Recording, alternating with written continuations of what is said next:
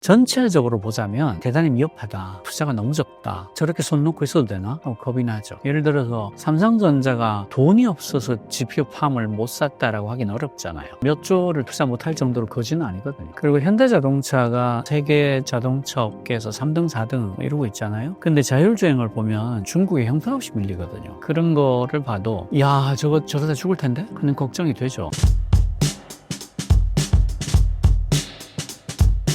현재 한국의 AI 기술 수준은 어느 정도인가요?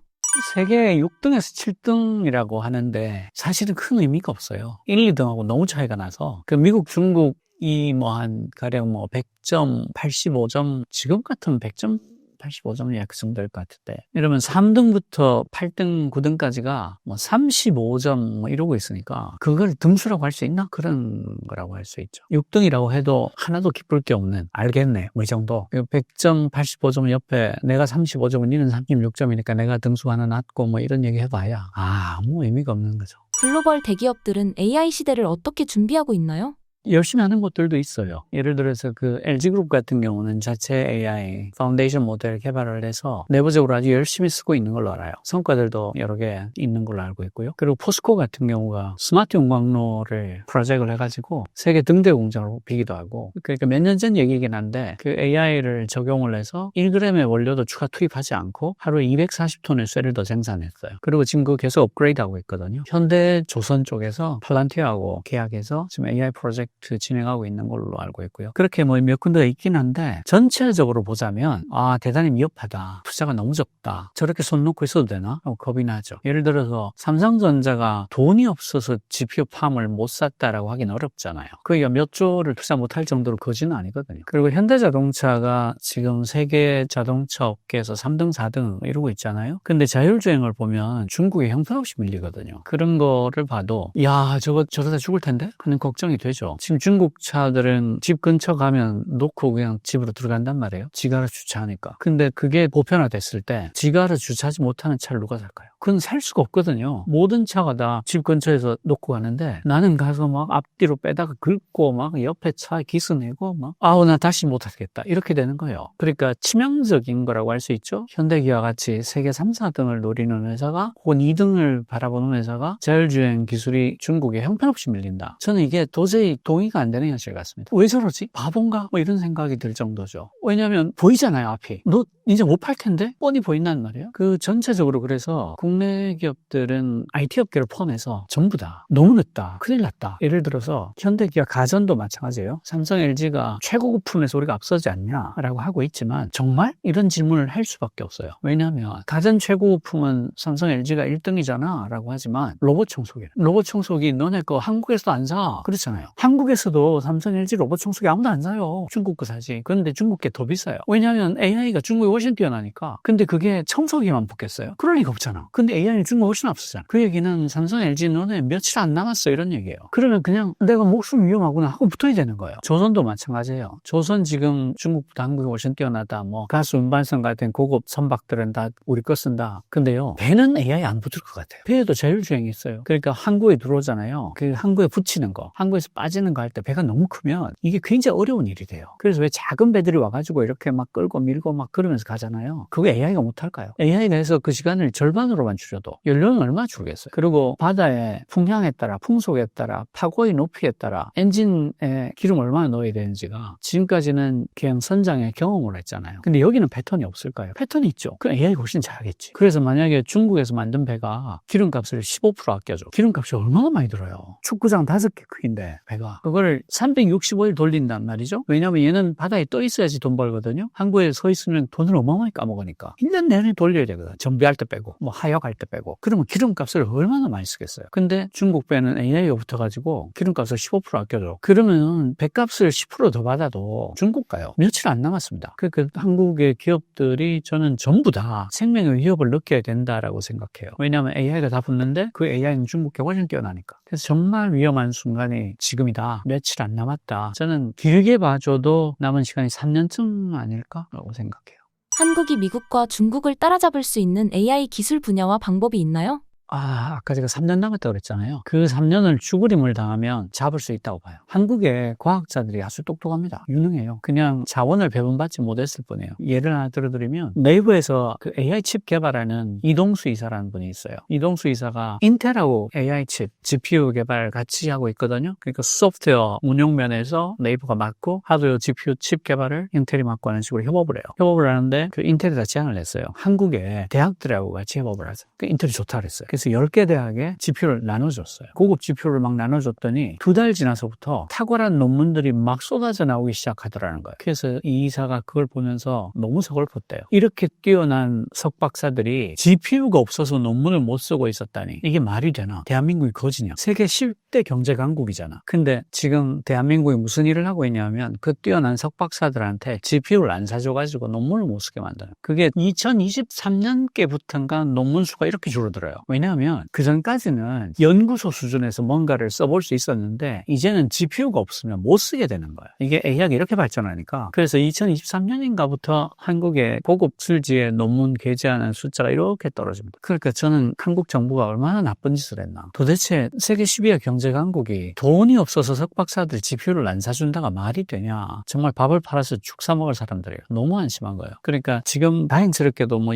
여야 뭐 정당을 가리지 않고 다 100조씩 지금 투자하겠다고 하잖아요. 너무 다행인데 그게 끝이 아니에요. 어떻게 투자할 건데? 어떻게 개발할 건데? GPU 팜은 어떻게 구성해야 되는데? 디테일에 악마가 숨어있다고 그러잖아요. 그 디테일을 제대로 채우지 못하면 100조를 날릴 거예요. 그러니까 전문가들이 계획을 아주 제대로 세워서 정말 10원 더투로 쓰지 않게 그리고 한국에 있는 정말 뛰어난 인재들이 모여서 정말 개발만 할 수 있게 그러니까 뭐 네가 돈을 어디 얼마 쓰는지를 영수증을 가지고 풀칠을 해서 제출해라 그러고 너 이거 왜 썼니? 뭐 이 돈은 뭐니? 이러고 시비 걸지 말고 지 돈 나이잖아. 다 세금인데 지 돈인 것처럼 그냥 내가 정말 풀로 지원해 줄 텐데 무엇을 어떻게 해주면 되냐 하고 전문가한테 물어보는 거예요. 그렇게 해서 디테일을 전문가들이 설계를 하게 해줘야 돼. 공무원들이 이 디테일을 설계하는 순간 100조 날아가요. 정말 엉뚱하게 쓰이고 너무 관료적이어서 거기 뛰어들었던 핵심 개발자들이 질려서 다 구글 가버리고 페이스북 가버리고 애플 가버리고 그럼 끝이에요. 근데 그럴 가능성이 저는 50%쯤 된다고 봐요. 관료적으로 질리게 만드는 만 가지 방법이 있어요. 그래서 악마는 디테일이 있다. 그걸 정말 잘 알아서 제대로 계획 세워서 100조를 과학자들이 처음부터 끝까지 제대로 설계를 해서 잘한다면 3년이라는 시간 안에 충분히 따라잡을 수 있다. 그리고 그게 그냥 하면 되는 게 아니라 산, 학, 연, 정이 협업을 해서 생태계를 만들어서 해야 돼. 그래서 전부 다 협업을 해야 되고 그리고 우리나라 제조업들이 남동해안에 엄청 많아요. 여수 산단부터 시작해서 저 불경, 마창까지, 거제 뭐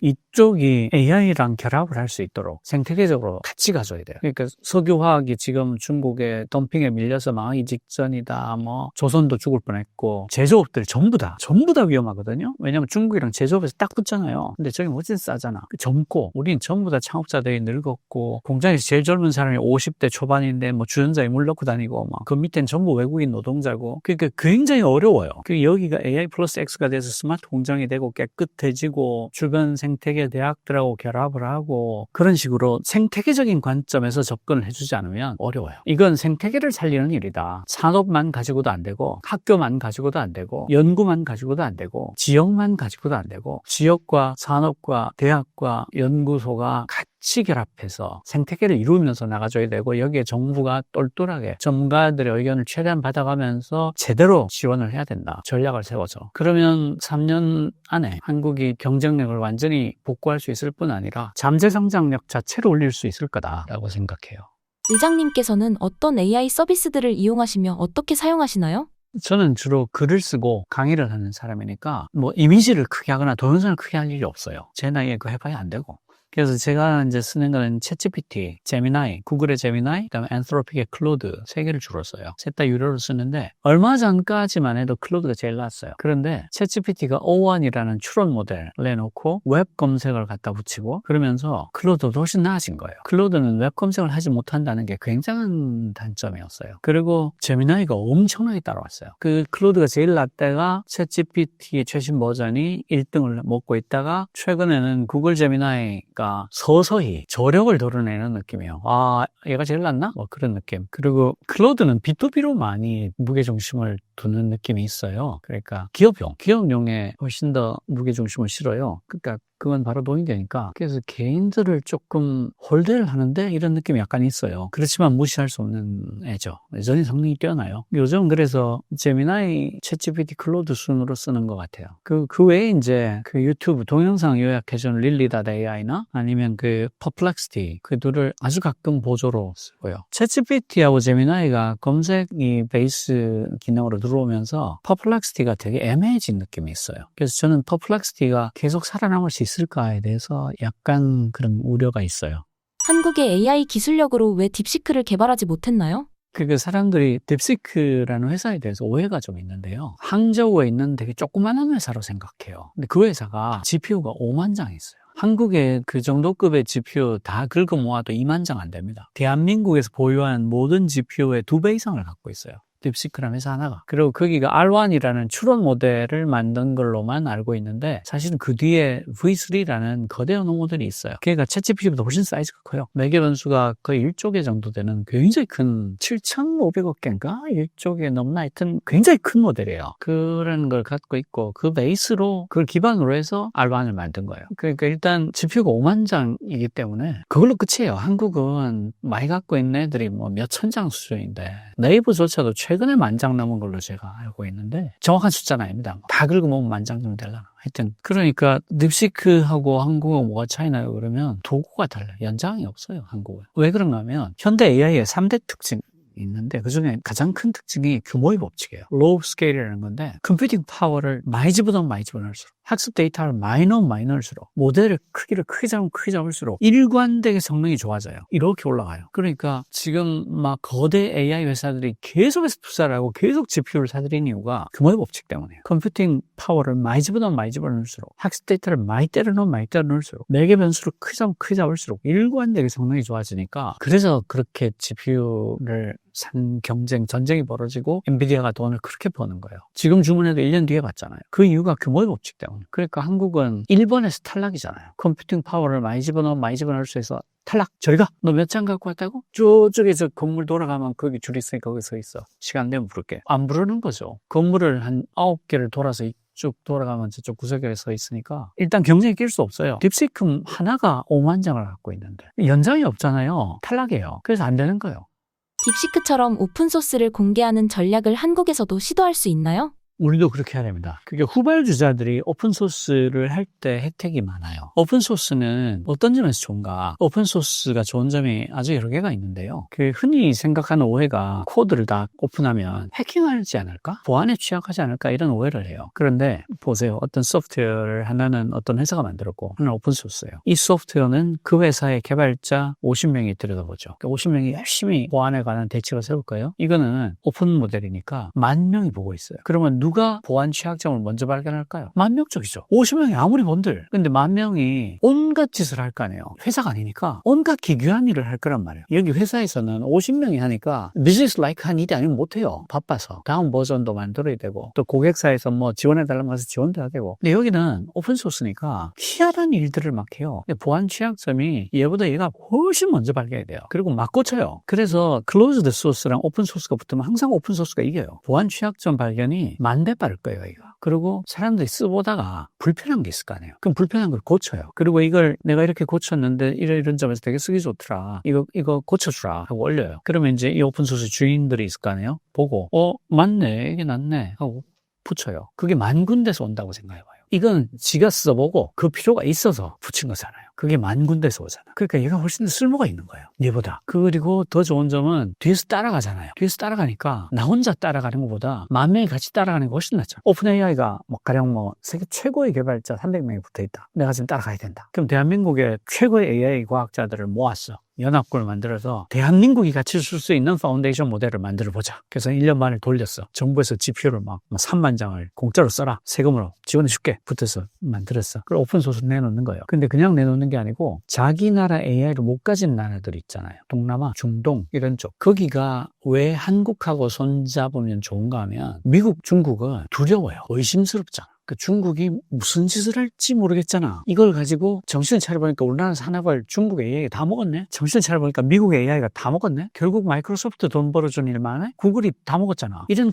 장점을 주는 나라들이에요. 너무 큰 거야. 그리고 제국주의적인 경험이 있고 제국이었죠. 아주 오랜 시간 동안 제국이었잖아. 근데 한국은 그런 걱정을 하기에는 나라가 작아. 그리고 제국을 해본 적이 없어. 그리고 자가 뭘 해도 자가 나를 먹을 것 같진 않아. 그러니까 협업하기가 너무 좋은 거예요. 거기다가 IT 강국이잖아. 쟤들이 하면 할 것 같아. 그러니까 협업하기가 너무 좋은 거예요. 그러니까 이 파운데이션 모델을 같이 만들자. 중동 나라도 들어오고 동남아도 들어와서 돈 같이 태서 같이 만들자. 그리고 이걸 오픈소스로 해서 가져가서 너희 나라 언어로 학습을 시켜서 너희 AI를 만들어라. 혹은 학습시키기 힘들면 우리가 도와줄게. 너희 학습 데이터 갖고 와라. 다 넣어줄게. 너희 나라 말로 된 데이터를 갖고 와라. 그러니까 챗GPT 같은 경우에 영어 데이터 비중이 압도적이에요. 그리고 중국에서 만든 거는 중국어 데이터 비중이 압도적이겠죠. 그러면 그게 언어만 들고 오는 게 아니에요. 그 나라의 문화, 그 나라의 관습, 그 나라의 가치관이 다 들어오는 거예요. 예를 들어 챗GPT 초반 버전 같은 경우에 호주에서 어떤 일이 있었냐면 총기 소유에 대해서 어떻게 된 거 아니야? 라고 했더니 챗GPT가 총기 소유를 제한하는 것은 개인의 자유를 침해하는 거다. 빨리 너네 정부한테 총기 소유를 허용하라고 해라. 이런 답을 내놔요. 왜냐하면 미국에서는 총기 소유가 자유잖아. 그게 개인의 자유로 인식이 되고 그 범주에 들어가 있으니까 그런 자료가 훨씬 많을 거 아니에요. 그러니까 챗GPT가 호주 사람한테 그렇게 얘기를 하는 거야. 문화가 들어있다는 거예요. 거기에 정보만 들어있는 게 아니다. 그러니까 우리가 그런 식으로 모여서 오픈소스로 후발 추격자가 따라가면 선발 추격자의 어떤 이점들을 빠른 속도로 따라잡을 수 있어요. 그러니까 우리가 후발 추격국이니까 저는 오픈소스로 자기 나라 AI를 갖지 못한 나라들하고 연대하면서 리더십을 가질 수 있다. 대한민국이 AI에서 리더십을 가질 수 있다. 그리고 아주 중요한 것은 그런 식으로 우리 AI를 가지게 되면 그게 오픈소스가 되면 각 산업별로 AI 플러스 X를 하기가 너무 좋아져. 완전 믿을 수 있는 한국의 내가 내 비즈니스에 써도 아무 일이 없네. 물론 이제 막 큰 돈 벌면 세금으로 쓴 거니까 너 좀 기부해라. 정부에 돌려줘라. 혹은 뭐 벤처에 투자해라. 뭐 이래서 조건 달 수는 있겠죠. 그렇게 하면 산업들이 AI 플러스 X로 경쟁력을 회복하고 캐치업하고 효율 높이고 경쟁력 높여서 제조 강국으로서 그러니까 이런 건 뭐냐면 미국은 못해요. AI가 압도적으로 뛰어난데 왜 못하냐? 제조업이 없어요. 어디다 붙일 거야? 이거는 한국만 할 수 있어요. 그 제조업의 밸류 체인을 자기 나라 영토 안에 처음부터 끝까지 다 갖고 있는 나라가 전 세계에 2개가 있어요. 중국과 한국이에요. 그래서 중국하고 모든 면에서 싸우는 거예요. 다시 말해서 우리가 AI 플러스 X를 성공하게 된다면 다시 한번 세계적인 제조 강국이 될 수 있다는 거예요. 왜냐하면 딴 데는 AI 플러스 X에서 X가 없어. 우리는 AI 플러스 X에서 AI가 없고. 근데 둘 중에 하나 어떤 걸 가지는 게 더 어렵냐면 X를 가지는 게 훨씬 어려워요. 제조의 가치 사슬을 전체 밸류체인을 다 가지는 게 쉬우면 왜 안 가지겠어 딴 나라들이. 그게 너무 어려운 거예요. 그래서 중국, 한국밖에 없는 거예요. 그러니까 AI 플러스 X를 하면 놀라운 일이 생기는데 어느 게 더 어렵냐. X가 훨씬 어려워요. AI는 상대적으로 쉽다고. 그러니까 여기에다가 50조가 됐든 100조가 됐든 때려 넣어가지고 확보를 하면 AI 플러스 X는 할 수 있는 게 중국, 한국이니까 물론 독일도 있고 일본도 있죠. 그렇지만 한국이 더 유리하단 말이에요. 완전히 다 갖고 있으니까. 한미중 AI 정책의 차이는 무엇이며 한국의 AI 발전 방향은 어떻게 되나요? 몇 가지 점에서 중국이 되게 유리해요. 일단 중국은 정부가 바뀌지 않잖아요. 그래서 보통 계획을 10년, 15년, 20년씩 세워요. 그러면 그냥 그걸 해요. 그게 뭐 제조 2025. 그러면 진짜 2025년에 그게 이루어져요. 10년, 20년 동안. 그 천인 계획이라는 게 있어요. 천인 계획은 각 분야에 가장 뛰어난 과학자 1000분을 모셔오자. 그걸 만인 계획으로 올렸어요. 그래서 중국이 그래서 세계적인 석학들을 막 데려가고 있어요. 우리나라에서도 여러 명 갔어요. 천인 계획 레터 받은 사람이 생각보다 많아요. 그게 1000명 데리고 올라면 한 10,000명한테 레터를 줘야 될 거 아니에요. 한국에도 AI 쪽에 제가 아는 사람이 여러 명이 받았어요. 그리고 일관성이 있고요. 그리고 그 정부의 주요 관료들이 다 이과입니다. 과학을 알아요. 기술을 이해합니다. 우리는 전부 다 문과잖아요. 몰라요. 그냥 자기가 모르는 일을 하려니 얼마나 힘들겠어요. 거기다가 정말 짧아요. 우리나라 공무원의 가장 큰 문제점 중에 하나가 순환보직이에요. 1.1년이면 바뀌어요. 무슨 일을 하겠어요? 못합니다. 예. 저는 순환보직이 한국의 공무원들의 실력을 떨어뜨리는 가장 치명적인 제도라고 생각합니다. 다 어렴풋이 아는 사람이에요. 전문성 갖기가 너무 어렵습니다. 물론 그 중에도 뛰어난 공무원들은 많죠. 그런데 저는 구조를 얘기하는 겁니다. 구조적으로 전문성을 가질 수 없게 만들고 있다. 그러니까 그 중에 일부가 개인적으로 정말 노력을 해서 내가 전문가인데 무슨 소리를 할 수는 있지만 제가 말씀드리는 건 구조예요. 개인적으로 노력한 사람이 어디나 있죠. 그 말을 하는 게 아니라. 그러니까 이런 쪽에서 전략적인 어떤 행보를 할 때 한국이 치명적으로 밀릴 수밖에 없어요. 공무원들은 1.1년마다 순환보직을 하지 정권은 5년마다 바뀌지 투자는 됐다 안 됐다 하지. 그러니까 일관성이 없는 거예요. 예측 가능하지 않아요. 전임 정부와 투자했던 모든 것을 지워버리고 새로 시작하니까. 거기다가 담당 공무원은 1년만 지나면 없어. 그러니까 공무원들이 어떤 유혹을 느낄 수밖에 없냐면 보도자료에 아주 화려하게 쓸 수 있는 어떤 걸 원해요. 왜냐하면 이건 내가 책임질 일이 아니야. 나는 최대한 화려하게 신문에 크게 나게 발표만 하면 돼. 왜냐면 1.3년 지나고 난 딴 데가 있을 거니까 그럼 후임자는 책임지지 안 져요. 후임자는 이거 앞에 사람이 똥을 싸놓고 가지고 내가 이거 설거지하는 거 왜 먹었다 하면 되는 거예요. 앞 사람은 내가 그걸 마무리하지 못하고 떠났으니 너무 유감이다 이렇게 얘기하고 그러니까 아무도 책임을 안 져요. 그게 한국의 프로젝트들이 다 용두사미로 끝나고 너무나 화려한 보도자료용으로 쓰이는 이유가 그거예요. 무책임한 구조가 만들어져 있는 거예요. 미국 같은 경우는 민간이 너무 뛰어나잖아요. 그리고 미국은 고등교육이 세계 최고의 나라예요. 그러니까 이 엘리트의 나라예요. 그래서 민간 자원이 너무 많고 그 엘리트가 너무 똑똑하고 그리고 가장 결정적 차이가 어떤 전략을 세울 때 민간 엘리트들하고 같이 손잡고 세워요. 위원회를 만들잖아요. 그 장은 반드시 민간인이 맡습니다. 민간인 전문가를 맡겨요. 그리고 그 위원회에 들어갈 전문가들을 의회에서 뽑습니다. 우리는 행정부에서 뽑잖아요. 미국은 의회에서 뽑아요. 의회에서 여야가 합의해서 뽑습니다. 그래서 미국은 정권이 바뀌어도 이 위원회는 그냥 가는 거예요. 왜냐하면 민주당, 공화당이 합의해서 위원을 뽑았으니까. 이 위원회는 정말 필요해요를 결정하는 것도 의회에서 할 때가 많아요. 그리고 행정부에서 하더라도 의회에다 넘길 때가 많고. 그래서 민주당, 공화당이 합의해서 전문가를 뽑고 그분들이 위원회를 구성하라고 장은 반드시 민간인 전문가가 맡고 그 리포트는 의회에 제출해요. 그러니까 오바마가 수립한 계획을 트럼프가 이행을 하고 트럼프가 수립한 계획을 바이든이 이행하고 하는 일이 가능한 거예요.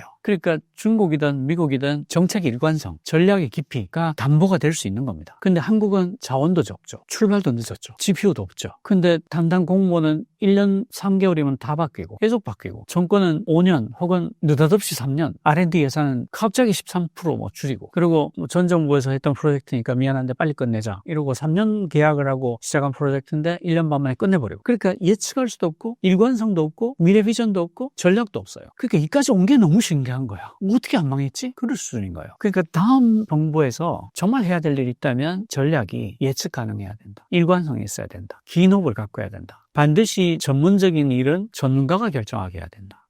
신사임당 구독자분들께 한 말씀 해주신다면요? 제가 생각할 때는 저희가 지금 3년 정도 남지 않은 것 같아요. 그래서 시민들이 큰일 났다. 이건 제대로 해야 된다. 우리가 왜 예전에 세계 최고의 우등생이었을 때가 있어요. 후발 추격국 중에서 가장 빠른 속도로 달리던 팀이었잖아요. 아마 나이 드신 분들은 이 말이 되게 귀에 익으실 텐데 경제개발 5개년 계획 이런 말 들어보신 적 있을 거예요. 사실은 지금 중국에서 세우고 있는 모든 정책들이요. 한국의 그 경제개발 5개월 계획을 벤치마킹한 겁니다. 그걸 보고 너무 좋아서 자기들이 하는데 이 친구들은 나라도 크고 하니까 10개년, 15개년, 20개년 이렇게 하는 거죠. 전략을 갖고 전문가에게 일을 맡기고 제대로 신뢰하고 지원하는 겁니다.